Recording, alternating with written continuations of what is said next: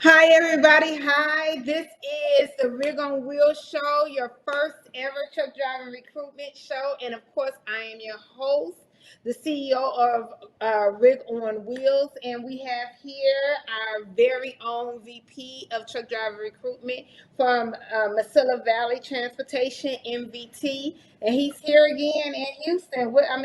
We just gonna make this a habit. You should just move here. It feels like it. I need to have that conversation with my wife.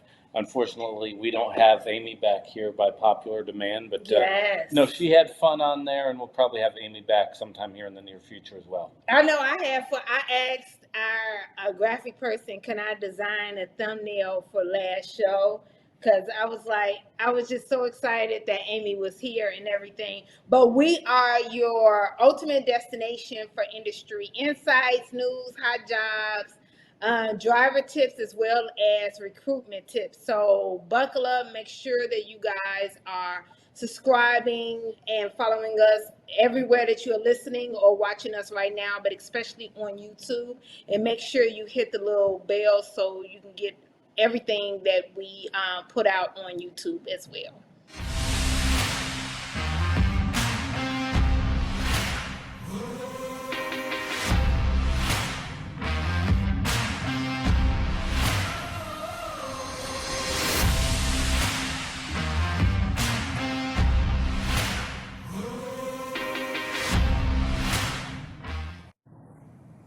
Okay, guys, sorry about that. It was probably me. In fact, I know it was me. I'm not going to lie. Okay, it was me. But let's go and talk about some news. The first thing we want to do is talk about this diesel because it is really working in my favor and I'm able to buy some more handbags. So it has gone down a few cents. So let's talk about that, Pierson. Absolutely, sitting at 389, down another 5.3 cents a gallon. 364 on regular gas. That's down a penny a gallon. If it drops below 350, I'll even buy some handbags too. You'll buy some handbags. Absolutely. I know that's right. And it's 2.8 cents less than it was last year. So in a minute we're gonna be even as to when where it was last year, 2023. That's I think why I keep mentioning last year because I just want to see when it kind of evens up. I can't wait to see that. Tell us about some safety because it kind of dives right into something else I want to talk about. So I want you to talk about your part of the. Yeah, they do yearly studies. The last year of data is from 2022, but the unfortunate part is we talk a lot as an industry how it can be a dangerous job, how there's a high proportion of deaths as truck drivers, but some of that's controllable. If you look, the most recent data that was shared by the FMCSA in 2022, the most recent year compiled, 916 truck drivers died in car crashes or automotive crashes on the job. Of that total, 635, or essentially 69.3%, were not wearing a seatbelt. This has been a while that we've talked about this. Seatbelts are kind of one of those things that if you're at a carrier, a lot of times you'll be fired because they assume that if you can't wear a seatbelt, you're not going to follow the other rules. It's one of the basics of it. And it seems like a small thing, but again, if you look at the fatalities in our industry, 70% are being caused, and the commonality there is that they're not wearing a seatbelt.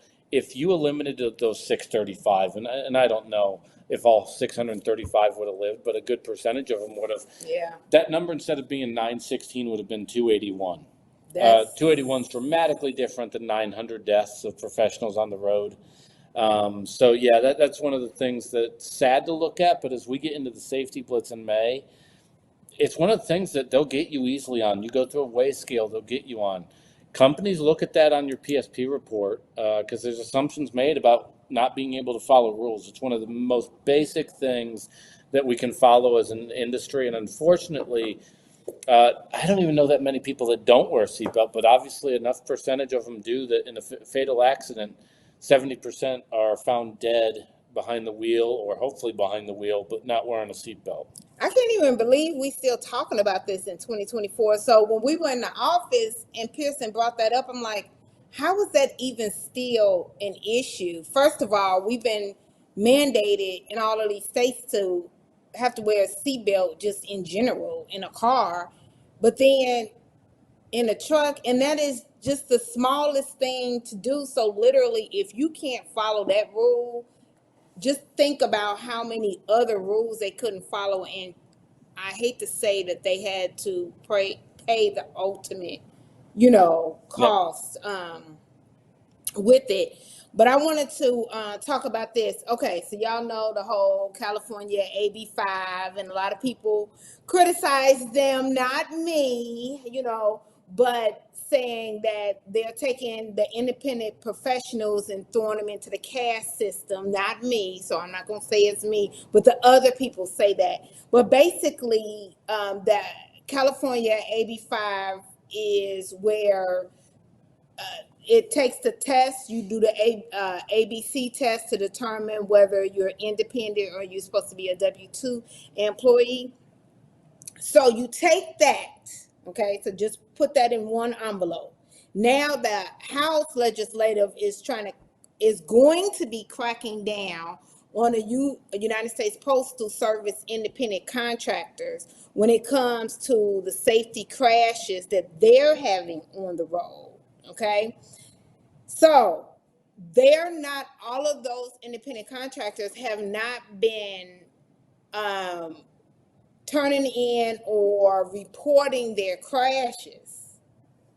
So you throwing all of these key terms out there, right? The independent contractors, the 1099, you throwing that out there. They're having safety issues. All people are hearing is safety issues, independent contractor. You throwing the AB5s out there. So people that have an agenda are going to do nothing but link that together, right? It's just a system thing. Even though it doesn't go together, they're going to link that together for a whole broader system, whatever they want to do. So how do you feel like this whole crackdown, how it's going to work when it comes to the independent contractor? What are they trying to do? Well, I think it's part of the larger strategy here of slowly killing off the owner operator, which has been a pivotal piece of our business model as an industry. WIDA is doing their best. The owner operator independent driver association is doing their part in this, but it becomes very hard to operate. And one of the advantages of our industry is ease of access into our industry. As a single person, mom and pop type business, you can get your own truck, own authority, or you can lease on to somebody else and kind of learn the ropes before getting your own authority. The more that this cracks down and really forces everyone into the employee model, which is not a fit for everybody. Most of our drivers at MVT are employees. We have approximately 150 owner operators that are really renting a truck. So I use that term somewhat loosely in that scenario, but they are independent contractors. The more that we go down this path, it becomes harder and harder to operate. And it's not just for the companies that depend on the owner operators. It's honestly hard at this point for owner operators to navigate the waters. It gets very confusing. The individual who's an owner operator almost needs a lawyer at some point and an accountant just to run their single man shop. Yeah, So they do. it's concerning. I also start wondering if we're going to start seeing. There was a company back about 10 years ago called Interstate Distribution out of Tacoma, Washington. And they had a pretty interesting thing where they hired you as the driver and then leased your truck. It was extremely confusing. It didn't gain a lot of leg room because it was somewhat confusing for the individual to understand, am I getting much out of my equipment? But I see companies at a certain point needing to go down that pathway again of essentially hiring the driver and leasing the truck. But in today's business model and what the cost of equipment goes, I don't know that that viably works in our industry. Not across the board, I don't think. I mean, nothing, most things are not going to work across all 48, Yep. to be honest with you. And I did see them a lot on the West Coast. You know, I remember it a lot on the West Coast. But I'm just starting to see all of this momentum. But I'm going to tell you the truth. Everything is propaganda or marketing, right? And I think everything is a theory, or conspiracy theory. I am now, they've already been talking this AB5. We saw that in the news so much. I used to dream about AB5, right? Now they're throwing in the United States Postal Service. The next question that's going to pop up on news is, are you really going to get your mail? Yeah. And I know my mail really doesn't come to me in Houston, Texas anyway. So it's going to be a scare factor. Are you really going to get your mail? Who's really bringing your mail to the house? Are you sure that they should be handling your mail? All of those type of things. But in another part of it, that is the reason why companies, when you have been an owner operator under your own authority, or not, but definitely under your own authority. That is the reason why an MVT, for an example, let's say you've been running under your own authority, you fill out an application now, you're trying to be a company driver under MVT. We need your lost run report, because it is going to show, even if you haven't reported the accidents to the police, you have reported it to your insurance company. So your truck can get fixed. So that's the reason why I felt that would all kind of run together. But there are so many accidents that are not reported, and it's more than just the United States Postal Service. But I see what they're trying to do. It's going to be a entire scare tactic, and they're bringing in the federal mail now. I love it. I actually like I like the sentiment, how they're going to run this play. I know the company that comes to mind hauling mail, I think of 10 Roads. Mm-hmm. 10 Roads does a lot of mail hauling, but the employee model is somewhat of a challenge, because the mail gets ran, and some of their runs I've seen, basically you're running 3 days a week, to where ideally you want to work with people that could haul mail plus other commodities to make it work. Mm-hmm. I see this being something that ultimately can drive up the cost of your mail. So what does a stamp cost now? I can't remember. I've not remembered the last time I bought a stamp. Who mails anything? They still sell stamps. I have no clue what they look like, but they still sell stamps. I could just see the cost of actually hauling mail going up considerably. And though we don't do it on a day-to-day basis, I could see businesses that rely on the USPS paying a toll for that. Mm-hmm. And when USPS goes up, so does FedEx, so does UPS. UPS already has a lot of price pressure because of the strikes that happened about 6 to 8 months ago and the raises they did. So it's going to be somewhat interesting as we watch this. I think one of the bigger pictures to watch is, what does it cost to ship out general mail? I'm wondering what that looks like 6 months from now, depending on how this goes down. Yeah, but I know the next headline is going to be basically, who is behind the wheel with your federal mail. I know that's where it's going, and all the regulations and everything behind it. I don't like the whole pushing unnecessary regulations, but I just like to see this whole unfolding. I think I like to see that. I feel like I'm the one that discovered it. Well, remember this. We probably should be recording right now. Hopefully we are. Yeah. I think Kayla, you're recording? Yes. Kayla's recording, because I am the one that discovered this conspiracy theory. I have it marked May 7th, 2024. Yes. At 3:16 p.m. Central Standard Time, or Central Time. I don't know if we standard or daylight. We some type of time somewhere in Houston, Texas. We're starting to muddy the waters. Hey, spot market update. Total loads, bit of a rough week. Total loads were down 3% year over year. That's down 9%. Van was down 3 cents a mile. That brings it to $1.90. That's an all-in rate, and that includes fuel. And most loads on broker boards are live loads, so that $1.90, when you get done with your empty loads and you're sitting, becomes very unattractive. Sitting at about a 3-to-1 load to truck ratio. Flatbed's actually gone down after considerable climbs over the last 2 months, down 3 cents at 246 a mile, all-in rate, 16 to 1 on loads to trucks. And then reefer did go up last week 5 cents, which was a nice spike on reefer at 215 a mile, sitting at about 4.5 loads to every truck. So it's going to be one of the things we've talked about is freight will generally improve for a couple of reasons. One, the weather's getting nicer. A lot of things start selling at that point. But this is not going to be just an even climb. This is going to be somewhat choppy as we go along here. I can tell you on our end, we have approximately 6,400 trailers. One of the things that we can use to measure out what the next 2 to 3 weeks are going to look like are how often our trailers are being used, and do we have customers essentially hoarding trailers, which is a good thing. So last week wasn't bad for us, but as an industry, and the spot market is a nice barometer for how we're looking here. Last week was one of those weeks that you don't want to write home about. So it's going to be interesting to see next week where we stand on that. And then I guess, I know last week wasn't bad for you guys. You know, I'm one of your clients. And yeah, we did well last week. Yeah, I'm very happy. Well, that's good too. I'm glad too. Yeah. If you're happy, I'm happy. But another thing, everybody knows I'm not a union lover. I just kind of want to throw that out there. However, the UAW Freightliner labor deal, they did do an agreement. So Daimler, they have a 4-year labor deal affecting over 7,400 workers at Freightliner facilities. So the wage increases, they will have a 10% wage increase immediate, with a total of 25% over the lifetime of the contract. Now, this deal includes profit sharing, cost of living adjustments for the first time. That is great.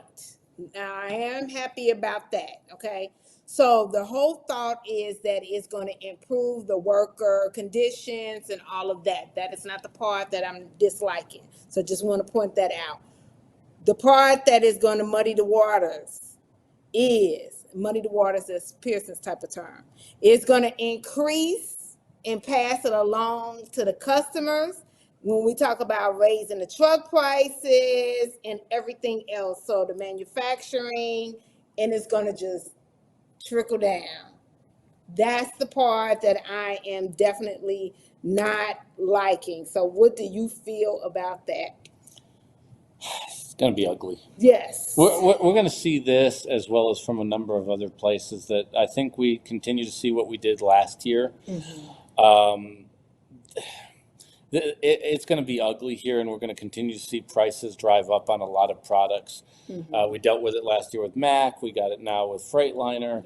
I don't know that it comes to a quiet thing here, because the problem is you get into one-upsmanship. So one union does this, the next union comes in and needs to up it, and so on and so forth, and there's not really an end in sight. And at the end of the day, every business is a for-profit business. At the end, the consumer is the one that has to eat that cost.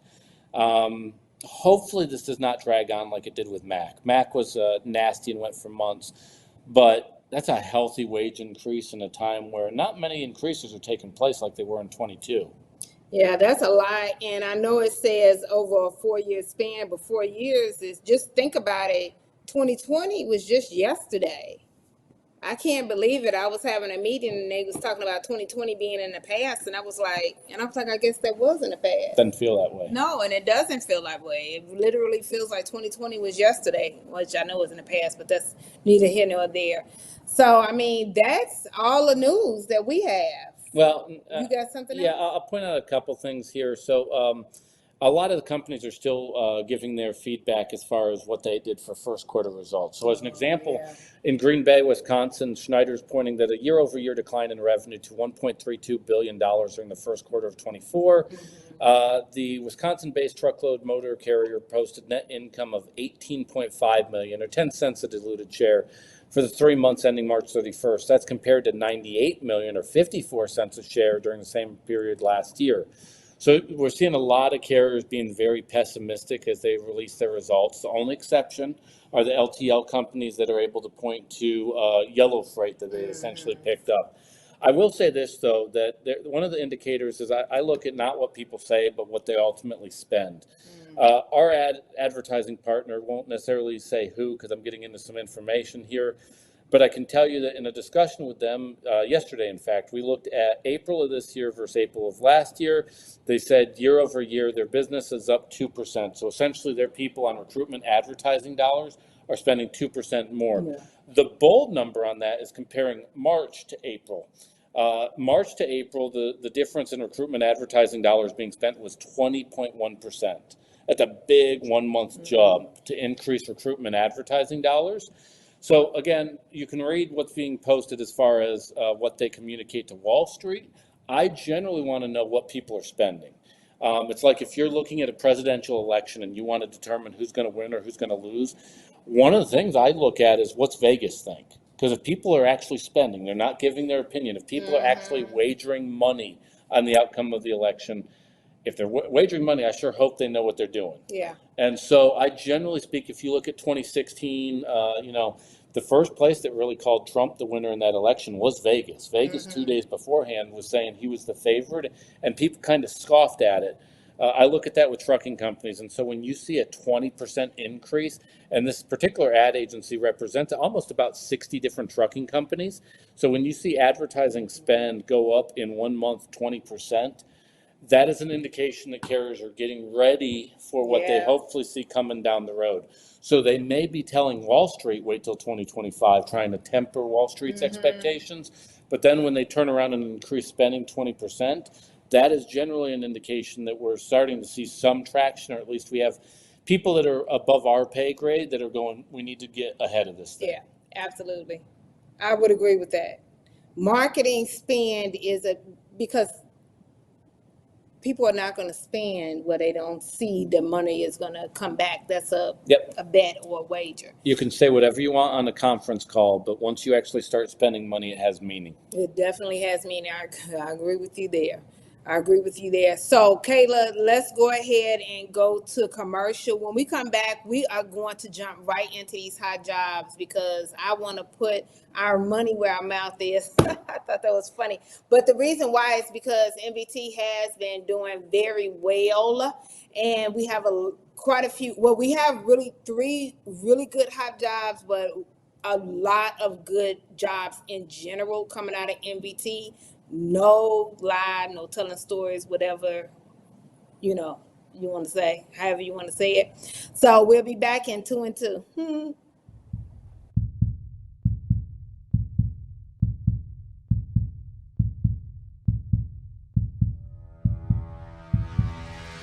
Hello, everybody. I'm Anthony Davis. I'm a truck driver from Cleveland, Texas. I've been driving for 3.5 years now. I recently saw a podcast with Rig on Wheels on YouTube. I gave them a call. They was fast, they was efficient, they helped me out. I didn't really want to be over the road, so they got me a good regional job. And hey, you should give them a call.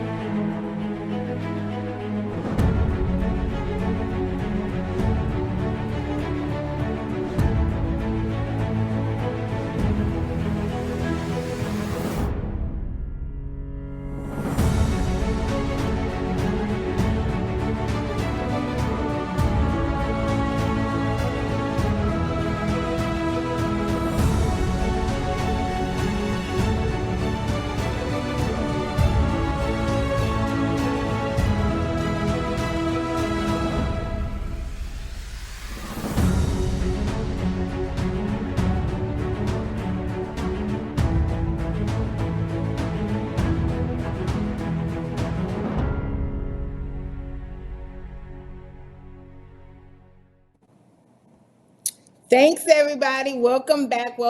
Okay, so let's jump right into 130, Division 130. I'm excited about this. So Division 130. I'm seeing a lot of green on the screen. I'm a rapper now.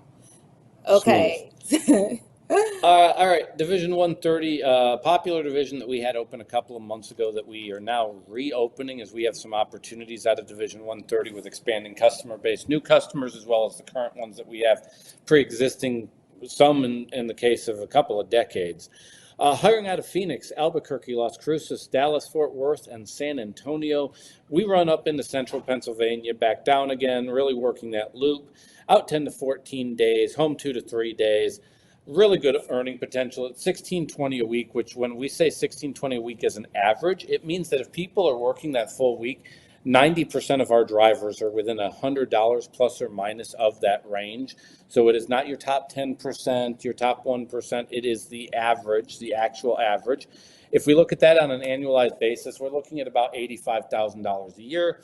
This is our version of the Northeast. We do not go up in New York City. We don't go into New England. So our version of the Northeast, in particular with this division, would be Pittsburgh or central Pennsylvania primarily on these runs. Again, looking at a Phoenix, Albuquerque, Las Cruces, Dallas, Fort Worth, or San Antonio, each of those locations, we either have drop yards or full facilities. No slip seating. You don't have to worry about that with any of our equipment. A lot of drop and hook, and the biggest thing here is at some point in the week, you're going to get a length of haul of about 1,500 to 1,600 miles. So that's the other thing that helps with the consistency of this particular division is when you combine it with the short stuff, you get that nice run of 1,500 miles that ends up producing a really nice week. So you can take the shorter runs, but if you can at least get one length of haul at that, it ends up making for a very solid week on Division 130. Okay, I love it. So on average, again, just to kind of piggyback behind you, they're making an average of 1,600 plus a week, which is over 84K a year, over 84,000 a year. That's some pretty good change. Oh, it is. Yeah, It is. I Again, love it. no endorsements needed. You don't need to have a passport. You have a lot of opportunity there. We don't act as lumpers. It's vast majority is drop and hook. And ultimately, you're able to keep the wheels turning with the length of haul and the lack of live loads. So no hazmat suit, no funny things on their face. You're not going to haul anything that makes you glow. So there's nothing like coming home and being a nightlife for your wife. Okay. And Kayla, let's go to 410. Division 410 currently have openings out of Lexington, Kentucky, but primarily most of our driver base will come out of Nashville, Tennessee. This is a division that's going to average about $85,000 a year up to $87,000, $88,000 a year. Also comes with a productivity bonus. And so essentially on this, you can get an extra 2 to 5 cents a mile, depending on your ability to not have a ticket, not have an accident, show up on time on a monthly basis, which we retroactively will give you that extra cent per mile. So on a base level, the job should average 85 to 86 a year. When you actually look at the monthly bonuses that they tend to get, the drivers on this division, they will generally average about $90,000 to $93,000 a year based off of those productivity bonuses. So again, if you call in on this division and you get to a recruiter with MVT, have that conversation about tell me more in detail about that productivity bonus. And again, with everything that we do, pay, running lanes, type of freight, we put everything in writing in a conditional offer letter. So when we talk about a productivity bonus, it's not like you get hired on and then your fleet manager plays dumb like he's never heard about it before. You don't have tickets, you don't have accidents, you're not late getting out of the house, and you're not late on any of those deliveries. We're glad to give you that productivity bonus. And the nice thing is let's say you have a mistake and the month of May doesn't go right for you.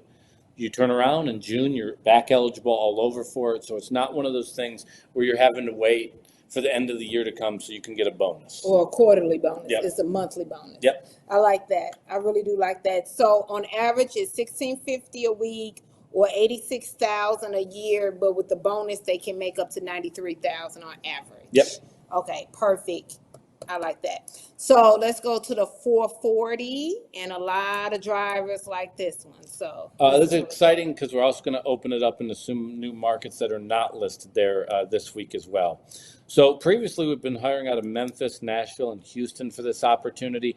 Really nice running lanes. You're essentially running into southern Texas, up into the Carolinas and Tennessee, occasionally up into Kentucky. So really attractive running areas, solid length of haul. We're also going to add some opportunities as we've had freight expand for this division. So we're now opening up hiring for Division 440 out of San Antonio, as well as the Dallas-Fort Worth area. So if you live in the DFW market, San Antonio, Memphis, Nashville, Houston. Now becomes a viable opportunity for you. You'll get weekly home time. When you're home, you're able to have a life, get your full 34-hour reset at the house, not on the road. We're going to average anywhere between $1,100 to $1,300 a week on this position. The key here is it's really good customer base, overwhelming majority drop and hook to get you those miles in, but you're going to get home every week. So when the kids are asking, when's mom or dad going to be home, you're able to tell them with certainty, I know I'm getting home on this date at this time. We generally pre-plan this particular division out 2 to 3 days in advance, which adds to a lot of that predictability. And so again, opening it up in Memphis, Nashville, Houston, Dallas, Fort Worth, and San Antonio as we expand out what we're doing on a pretty popular division that now has about 80 drivers, looking to add another 20 to this particular division. And if you all notice, I am calculating on, I am on my favorite app, which is the calculator. So that is 58.5 or 59K to 65K a year on one of the most popular divisions. So if this is one that Texas won and Southern Tennessee, definitely get with us on it, because it goes like hotcakes. Yeah, the key on this division, it's a lot less stress. You'll hit some traffic around Houston, but for the most part, you're running nice areas. This division, more than any others, there's a couple other divisions that you can definitely make more money on. This division right here is, I don't want to be a lumper. I don't want to touch freight. I don't want endorsements. I don't want to run to the Northeast. I don't want to run into Atlanta on 285 constantly. This division ends up being perfect for that driver. Less stress, home every week, predictable home time. You normally pre-plan 2 to 3 days in advance. In these particular locations, you'll hear the term truck order not used. The nice thing here with all these locations that we go to is if a truck or a load is ever canceled, we normally have 3 to 4 backups to keep you moving and keep you going on that end. That's the nice thing on this particular division. Now, I know that these are the 3 hot jobs that you wanted to talk about, but can we talk about what hot ones that you have for teams? And I mean, Kayla's really good with her PDFs, so. Yeah. Let's do Division 110 teams. Now, we'll take teams from any division. So any division that has any opportunities, we will take teams. So if it's 440, if it's 410 or 130 that we discussed today, we have opportunities for teams. The one where teams are talking the most about consistency and expanding customer base continues to be Division 110, hiring out of Albuquerque, El Paso, and the DFW marketplace. Really nice length of hauls. Your team individual drivers are averaging anywhere between $1,600 to $1,800 a week. So if you're running as a team to a couple, as an example, they'd be making $3,400 to $3,800 a week. So it could be a spouse. It could be that you're running team now with somebody. It could be a lifelong friend that you just want to be in the truck with. We have on this division a number of brother teams and sister teams that run together. It sounds like a good reality TV show. Sister teams coming soon to A&E. Really good length of haul, running a lot of I-40, I-20, and I-30, and occasionally going up there about 10% of the time up into the Portland and Southern Washington area and coming back down. Coming into a beautiful time of year to run that, because when you make that trip up to Portland, you get some incredible views through the Rocky Mountains. Again, averaging home every week, which as a team's hard to do because most teams are out weeks at a time. Not on this particular run. Overwhelming majority is drop and hook. What we try to do, especially with our teams, is in a lot of these markets, we have local drivers that do that last mile delivery. So the team's able to drop the truck, hook up to the next trailer, and go on their business at our yard. That continues with this division in particular. So be it Division 110 out of Albuquerque, El Paso, or DFW, or any of the divisions that we've talked today, we have opportunities across the country. So if you didn't see a division that quite fits what you're looking for at this moment, we have a bunch of other markets that we can talk about. And I know Camille and her team with Rig on Wheels technically have opportunities all across the country.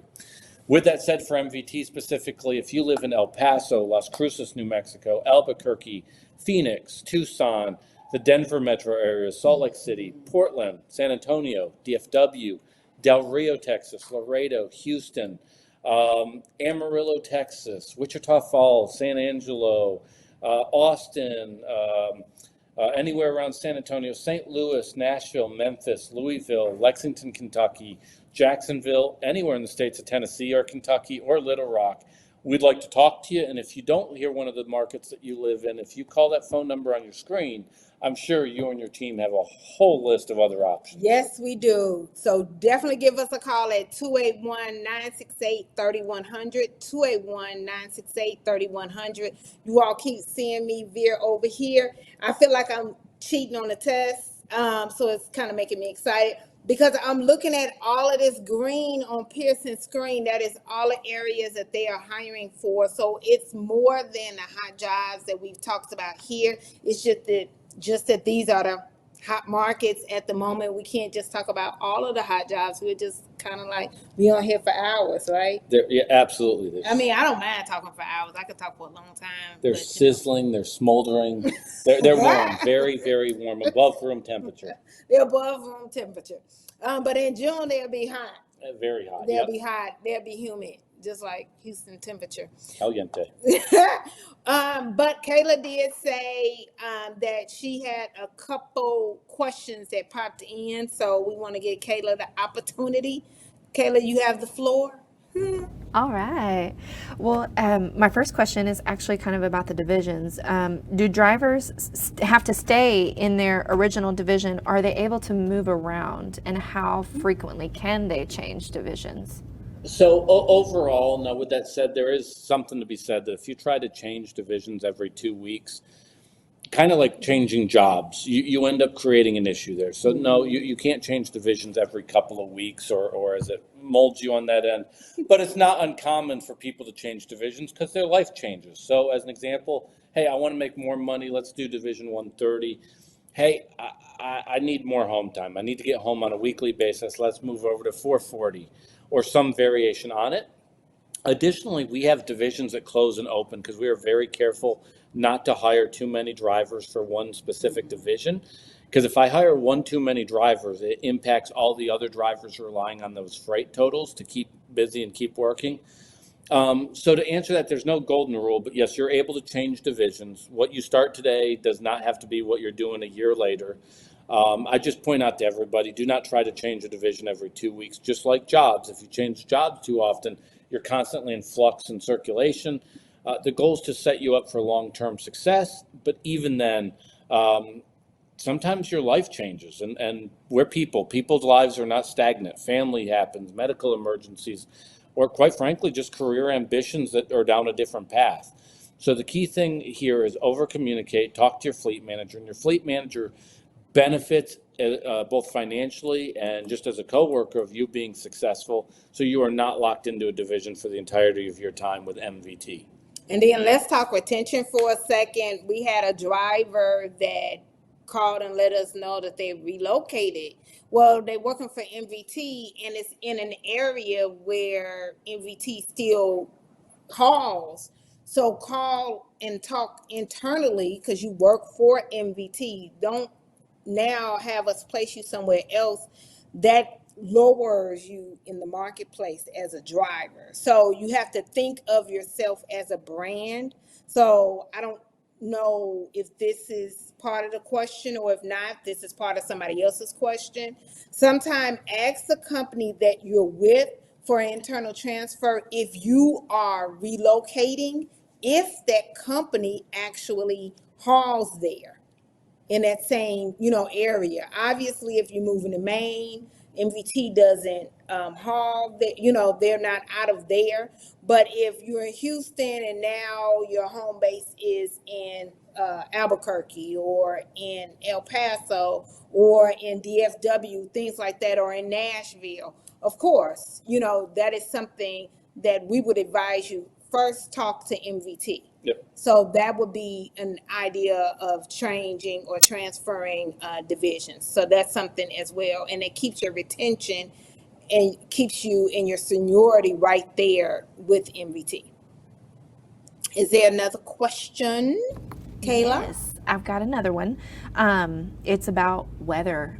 So what does MVT do different than other companies to help drivers manage and monitor the weather conditions? Yeah, our in-cab excuse me. Our in-cab communications always have a very detailed update as far as where you are, where you're heading, and what weather to be expecting.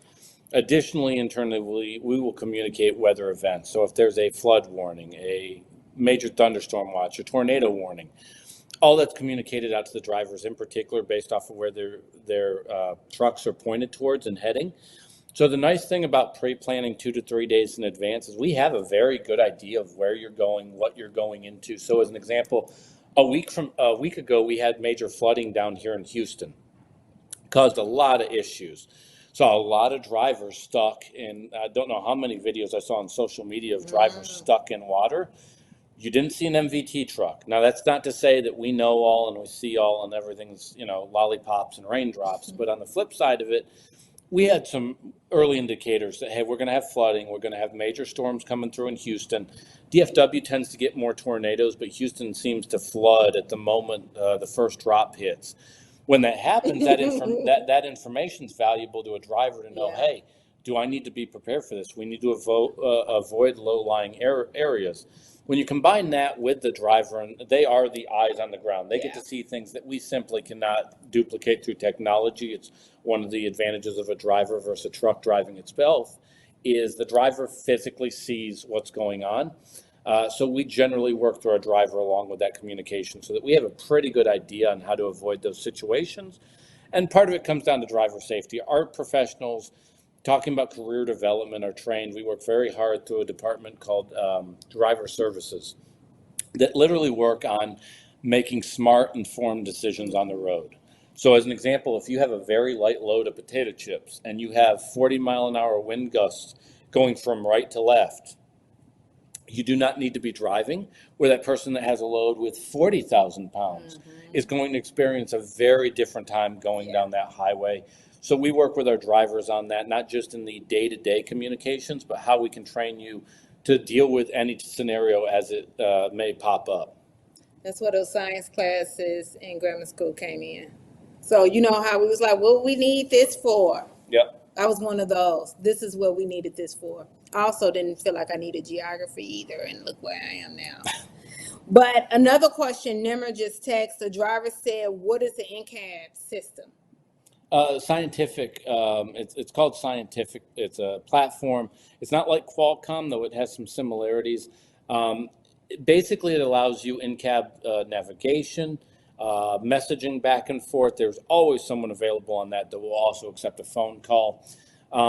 It allows you to have apps and visibility on things such as weather, your fuel economy versus your peers, how things are looking with your freight, pre-planned loads ahead of you, as well as other vital information, and a really nice clean display.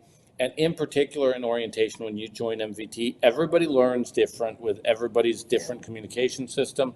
So we do have class training opportunities in orientation, but at the completion of orientation, some people need more one-on-one time. We much rather do that one-on-one time. So if it's a platform that you have any issues with, we'll hold class an extra half day so that you can physically one-on-one work through scenarios, fake loads, so you can kind of go through the process. But it's a very nice system. And for somebody that is not a professional over the road, I can tell you that I've sat in there, used the system, unbelievably easy to navigate, especially as you get comfortable with it. So you telling me MVT is not going to just throw Bubba out there to the wolves? No. We want them to leave feeling that they have the best amount of resources possible.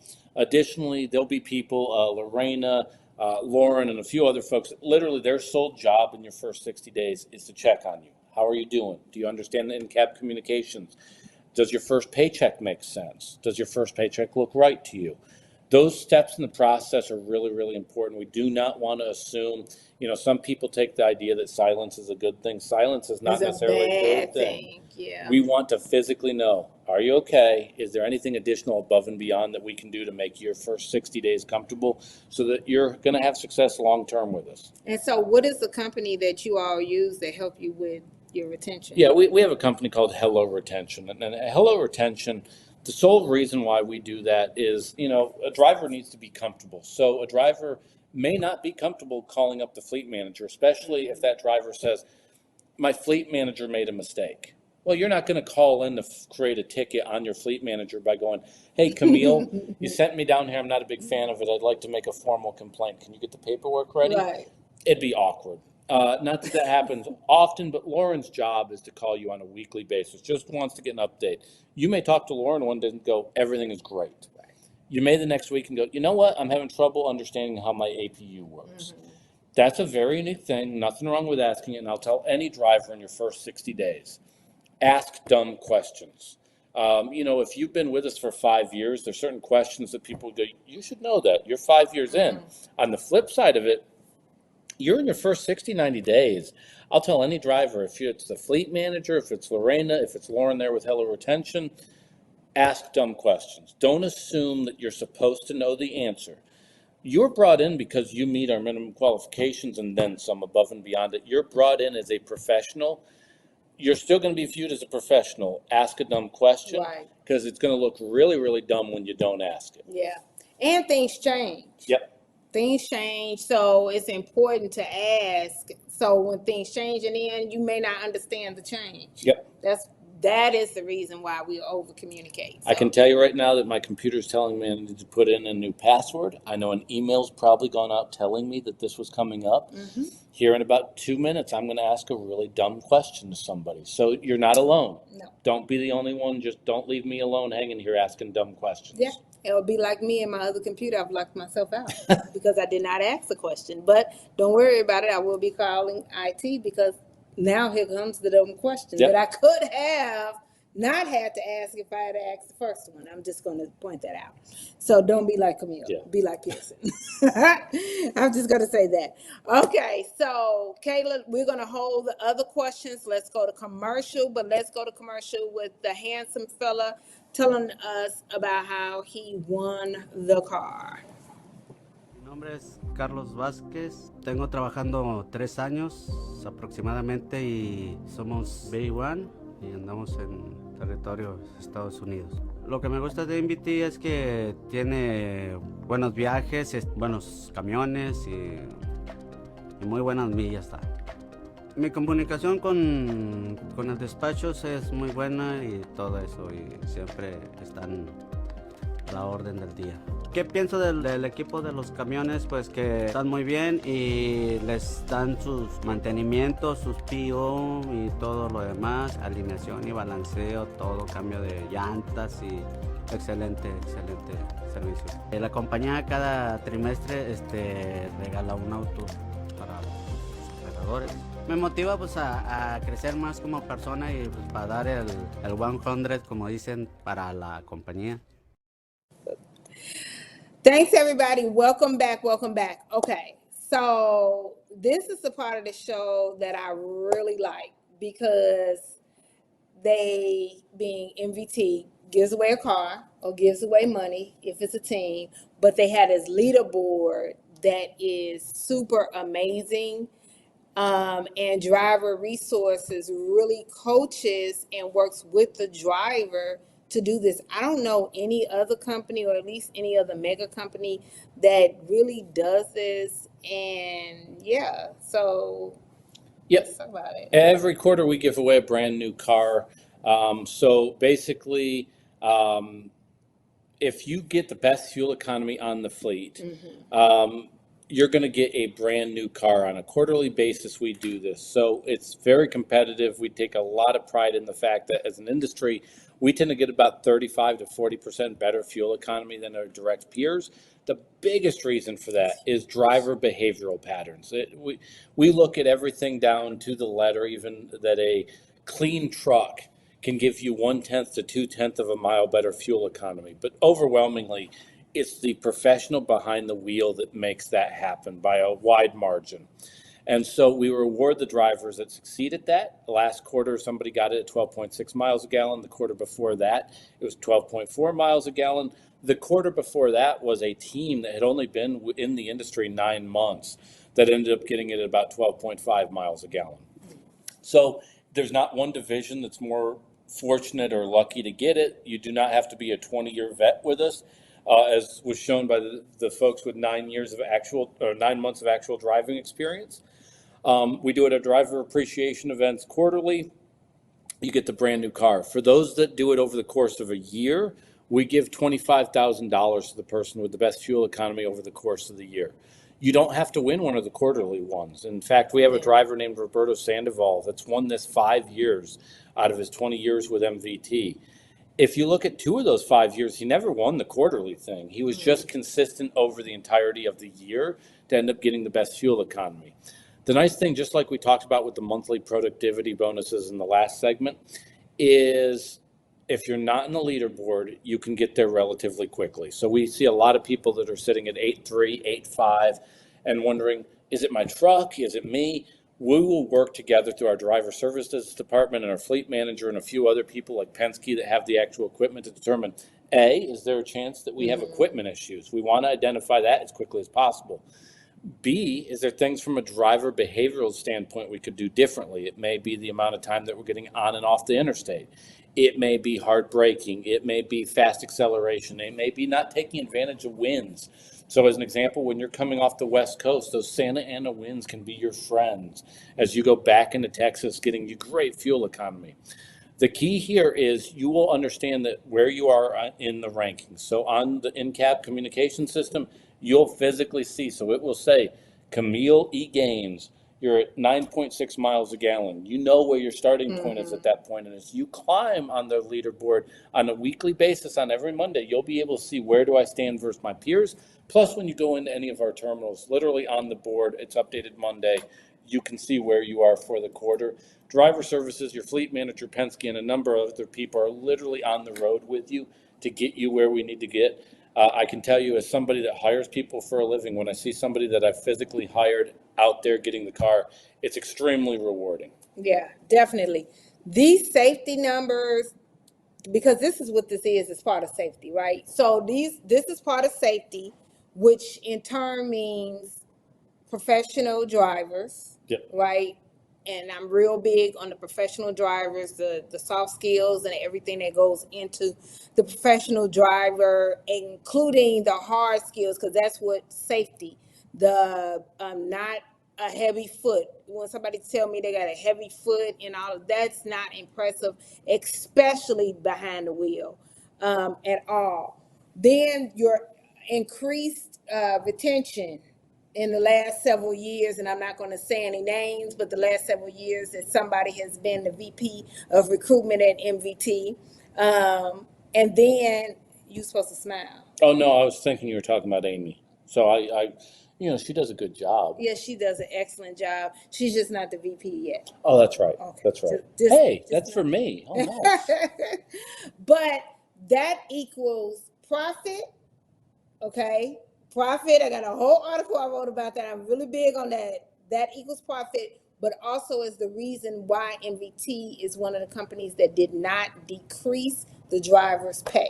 I'll tell any driver, I want to increase your pay. Like everybody at MVT, this is not getting in an arms race or a measuring contest with some other carrier. Once you get the equipment, once you get the customers, the freight, the only way that you can really competitively move freight is by cutting costs from a payroll standpoint or through fuel. We really hammer home on the fuel part of it. At the end of the day, we don't want to be forced to give somebody a raise. We rather be in the position to have that raise available beforehand.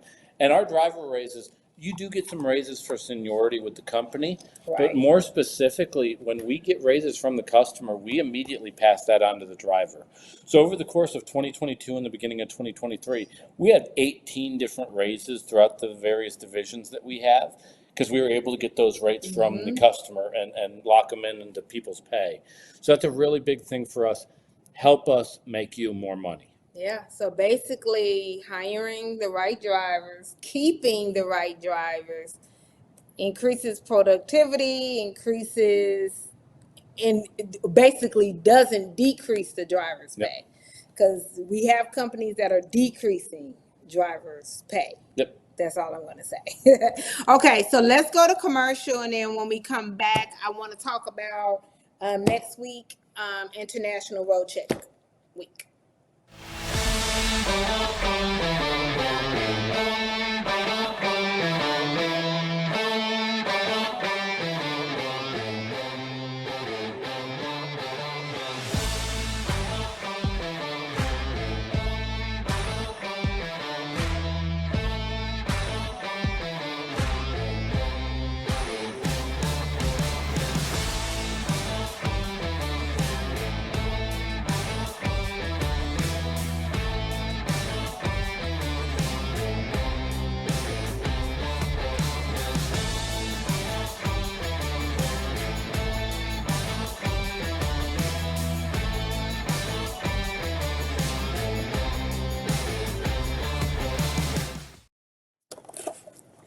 So I wanted to go over this. Kayla played the commercial earlier for Faces of the Road 2024 calendar, and you can definitely go right to rigonwheels.com, click on the Road store to pick up your calendar.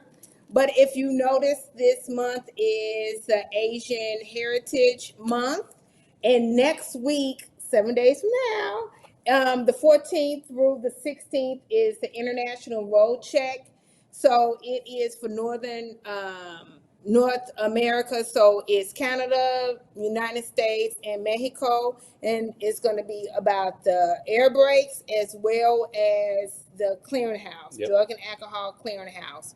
So we know about the air brakes, but let's definitely talk about this drug and alcohol clearinghouse.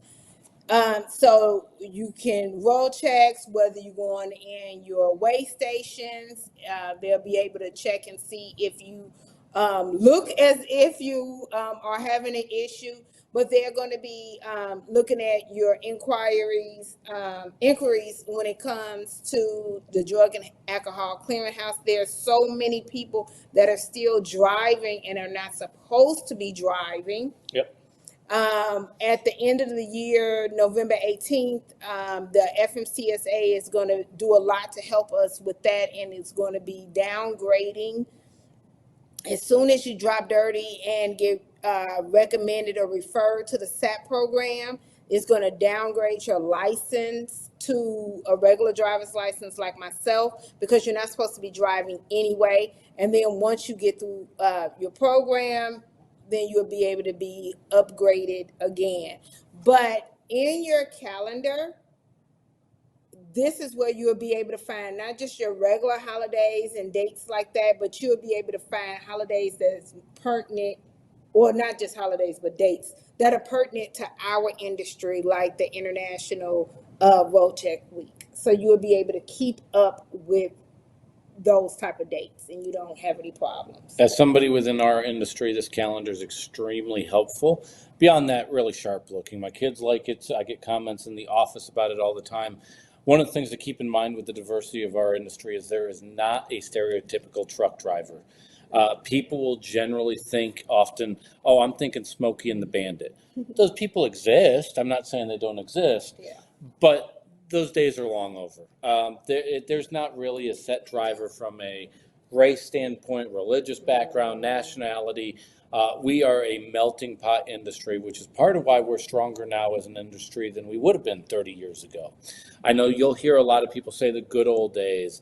We're in a really fun time to be in trucking at this moment. We have a lot of diversity, a lot of ways of life, a lot of different opportunities available. And as an industry, we're probably the safest we've ever been. One of the things I always remind people is, look, if you look at 1986 compared to 2016, you are 6 times more likely to be killed in a truck accident than you are at that point. We'll get updated numbers in 2026 on that. And it comes into the professionals on the road that come from all walks of life. So by all means, get a copy of this calendar. You will get comments about it, be it in your truck, at home, from your kids. People will talk about it and could not look sharper. Yes, and then on the back, you'll have inclusivity is our fuel, diversity is our engine, and unity is our destination. And then Kayla let us know that we have a comment from Miro. Thank you so much. We're talking about Pierson when he was talking about the market. And then Bobby, when it was asking about the SAP jobs in Northern Illinois, go ahead and give us a call at 281-968-3100, because it all depends on where you are within the SAP program, what step you're on. So give us a call in regards to that. I will say, as you call that number here with any questions, and we all have stuff in our background, some more unique than others.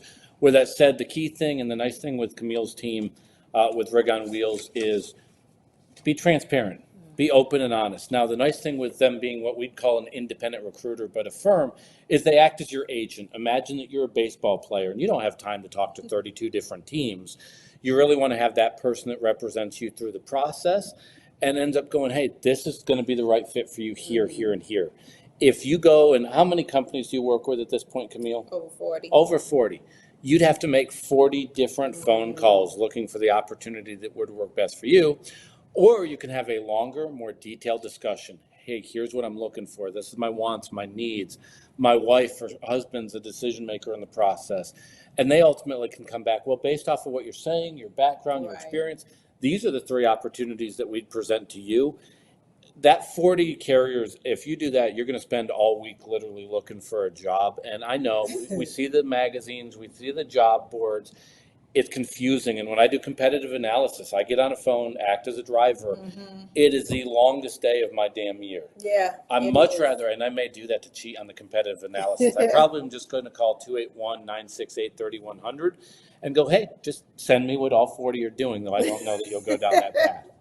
Yeah, it does make a long day if you're trying to definitely put in your application to 40 companies. So that is a lot. That's a lot of talking. Oh, yeah, that is. And where your team can literally have a 15-minute conversation. What are your needs? What are your wants? Let's talk about your background and find the 2 to 3 best options that are going to work for you. Yeah, and we'll definitely help you out, get you into what your needs are, what your wants are, and get you into the companies that you're looking for. Because sometimes you're thinking that is one particular thing, but once we talk to you, we can put you in with that company or 1 or 2 more. But I think that concludes us right now. Any other questions, Kayla? Or are we done? No, ma'am. Okay, sounds good to us. Well, we want you all definitely to be safe. Remember, next week is the road check week. So stay on your toes, say no to drugs. You can do the commercial if you want to say no to Well, drugs. I'm thinking the Chappelle show, cocaine's a hell of a drug, so I don't Yeah. know that I'm really helping at this moment. Yes, cocaine is one hell of a drug. And don't do it, guys. Don't do it. We are here to say no to drugs. But no, say no to drugs and everybody else's prescription medicine as well. No CBD, nowhere at all. But have fun, be safe on the road, and yeah, definitely listen to all your weather because it's been a lot of strange weather. These are strange times we're living in now. We always think of the winter time and it brings its own unique challenges, but this is also the time of the year that we have storms crop up quickly. Yeah. In particular, Texas, Oklahoma, Missouri, those areas. So yeah, be alert, pay attention to the weather radar. Just because you looked at the weather in the morning, do not assume that you know what the weather is going to be in the afternoon. I'd go ahead and look it up again. Yeah, definitely. So if you need anything from us, definitely give us a call or text us at 281-968-3100 or email us at recruiting@rigonwheels.com. Other than that, we'll see you next Tuesday at 3 p.m. Central Time. Bye-bye.